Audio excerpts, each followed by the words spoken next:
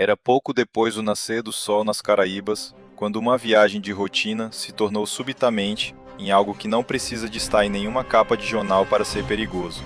O USS Gerald R. Ford navegava calmamente por águas internacionais. Rumo conforme planeado, formação estável, tudo parecia controlado. E foi precisamente nesta calma que, sem aviso prévio, jatos militares estrangeiros apareceram rasantes sobre a água, rápidos, baixos, agressivos, sem anúncio, sem janela de exercício, sem sinal diplomático.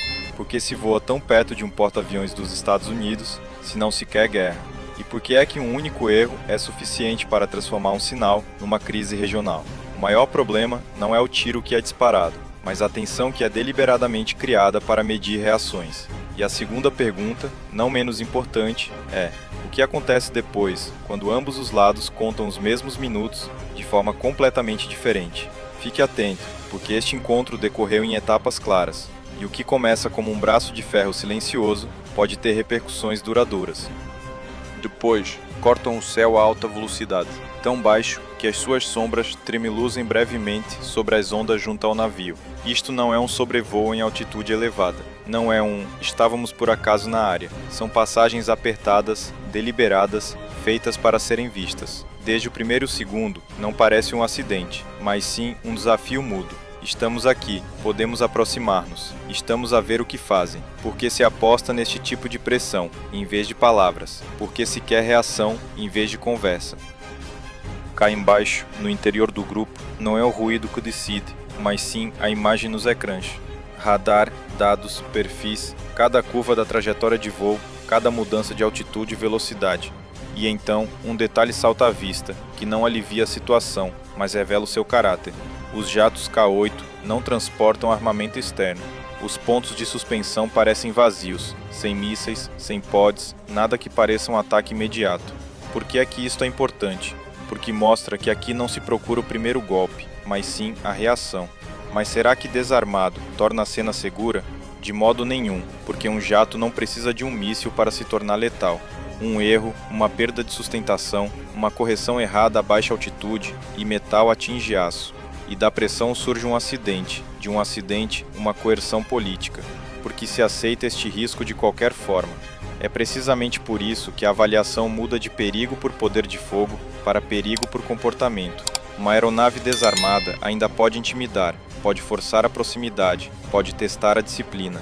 E é exatamente isso que acontece. As passagens permanecem suficientemente próximas para gerar tensão, mas controladas o suficiente para não forçarem automaticamente uma contra-reação imediata.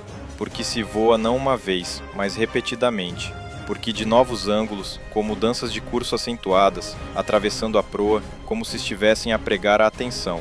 Porque a repetição cria pressão, porque consome concentração. Porque mostra, podemos fazer isto durante minutos, e vocês têm de se manter impecáveis a cada segundo. Em termos militares, parece uma ação de teste em vez de um ataque. Um teste para ver quão calmo um grupo de porta-aviões permanece quando alguém o provoca intencionalmente. Mas a questão em jogo torna-se mais difícil. Estarão estes pilotos a agir sozinhos ou cada manobra segue um plano? E se for um plano, qual é a próxima fase prevista?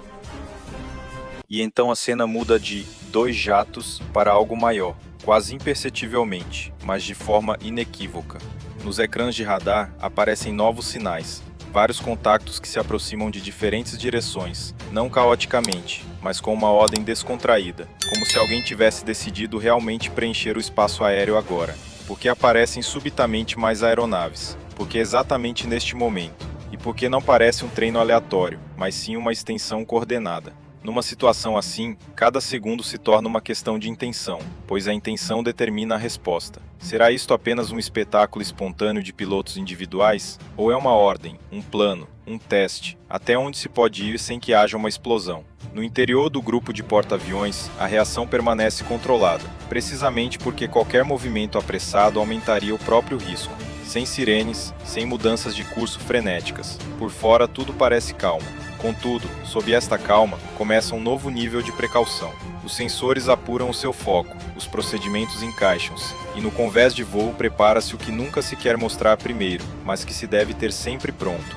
Por que é que esta contenção é tão importante? porque impede que uma provocação se autorrealize, porque não fornece ao adversário a imagem que talvez procure. Pânico, reação exagerada, um momento que mais tarde pode ser explorado politicamente. E então os FA-18 descolam, não a correr, não de forma dramática, mas sem hesitação. Cada movimento é preciso, porque aqui a rotina se torna rede de segurança. Os caças ganham altitude, tomam posição, presentes, visíveis, mas conscientemente sem agressão espelhada. A comunicação permanece mínima, o comportamento fala. Contudo, os jatos venezuelanos continuam a pressionar para uma proximidade inquietante. Algumas passagens chegam a apenas algumas centenas de metros.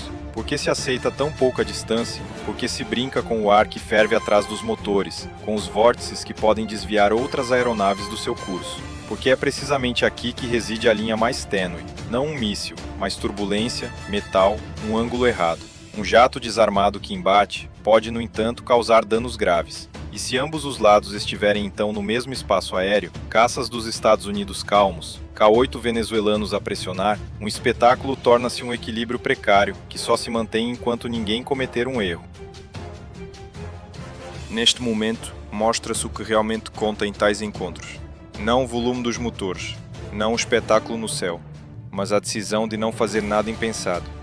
Enquanto os jatos venezuelanos continuam a pressionar, o USS Gerald R. Ford mantém o seu curso através de águas internacionais, sem desviar, sem avançar, sem reagir visivelmente.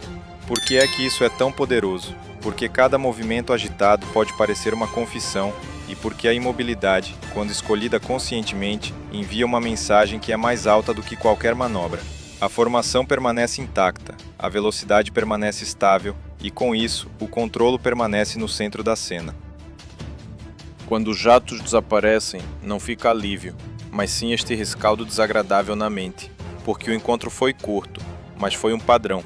2 K-8 desarmados, mais tarde outros contactos, proximidade arriscada, depois a subida controlada dos FA-18 e, no final, uma retirada que parece tão calculada quanto o início. Por que se faz algo assim, afinal? Porque pode ser um teste para ver até onde se pode ir sem que um tiro seja disparado. Porque pode ser um sinal interno para mostrar força, sem arriscar uma guerra. Ou porque é um sinal externo, para aliados e adversários ao mesmo tempo. Temos a coragem de vos tocar, sem vos tocar. Mas é precisamente aqui que reside o maior problema de toda esta história. Tais ações não brincam com armas, mas com o acaso. Um acidente não precisa de intenção. Um acidente precisa apenas de segundos. E a segunda pergunta, não menos importante, é sobre a narrativa. O que será alegado mais tarde? Quem afastou quem? Quem provocou? Quem defendeu? Por que é que isto é tão crucial? Porque nas tensões internacionais, muitas vezes não é o momento em si que agrava a situação, mas a interpretação posterior. Se ambos os lados têm câmaras, radar, protocolos de rádio, por que é que ainda há espaço para disputa? E se hoje um grupo de porta-aviões permanece calmo, isso significa que amanhã alguém voará novamente mais perto, porque aprendeu que funciona. O que acontece da próxima vez, se em vez de jatos de treino aparecerem máquinas mais rápidas? E se o tempo, a visibilidade ou a tecnologia não colaborarem? E o que acontece se um único piloto cometer um erro que no papel soa como um incidente, mas na realidade custa vidas? Se quiseres compreender tais histórias passo a passo, sem ruído, mas com um olhar sobre o que é realmente perigoso, então subscreve o canal e acompanhe a próxima análise.